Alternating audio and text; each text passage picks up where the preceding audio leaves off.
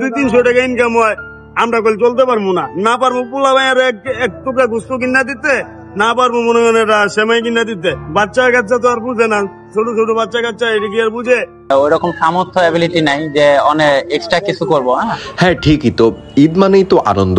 আর সেই আনন্দের সময় যদি আপনার পকেটে টাকা না থাকে আর আপনি আপনার সাধ্য অনুযায়ী যদি কোরবানি দিতে না পারেন, তাহলে সেই ঈদটাই মলিন হয়ে থাকে। এসব নিম্নবিত্ত মানুষদের ধারণা ঠিক এমনই। চলুন আজকের ভিডিওতে জানা যাক কেমন হতে চলেছে নিম্নবিত্তদের ঈদ। রোজার মাসে 100-150 টাকা ভাড়া মারছি, পোলা বাইনের ভাতও দিতে পারি নাই।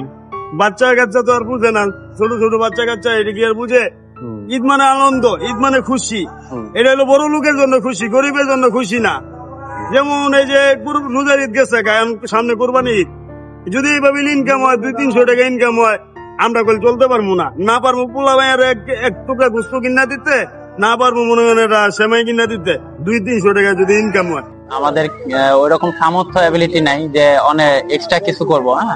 তো কোরবানির পাশাপাশি সব বাচ্চা কাচ্চা ফ্যামিলি নিয়ে সময় দিব, এইটাই আমাদের আশা থাকবে। এবার আমরা তো কোরবানি ঈদ, কি মনে হয় বেশি আর হইব না এখন? কোরবানি তাতে অটো রিক্সা না রাস্তায় প্রচুর পরিমাণ, ঠিক আছে? এলাকা অটোতে উঠতে চাই, আপাতত উঠতে চাই না। উপরালা ভালো জানে। এখন মনে করেন যে বাজারে যে বাইরে এসি মাত্র তেমন আবার ভাড়া মারতে পারি নাই। এই যে রোডে দেখতেছি কি হয় আল্লাহ ভরসা। বেশি না, যাত্রীর চাপ কম। আগে যে ঈদে আমরা যে ভাড়া মারছি, ভাড়া দিই না সবকে, মানুষ কম। কয়েকদিন পরে তো ঈদ, কি মনে হয় উপার্জন কেমন হইতেছে আগামী ঈদের জন্য? আলহামদুলিল্লাহ এখন একটু ভালোই চলতেছে। আর মানুষ কেমন উঠে? মানুষ ভালোই চলে। আগামী ঈদে কি পরিবারের কিছু ভালো দিতে পারবা? ইনশাআল্লাহ চেষ্টা করবো।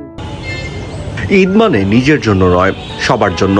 তাই আপনার কোরবানির কিছু অংশ যদি এসব গরিব এবং নিরীহ মানুষদের সাথে ভাগাভাগি করেন, তাহলে আপনার ঈদের আনন্দটা অনেকখানি বেড়ে যাবে। আপনার পরিবার এবং বন্ধুদের সাথে ভিডিওটি শেয়ার করুন।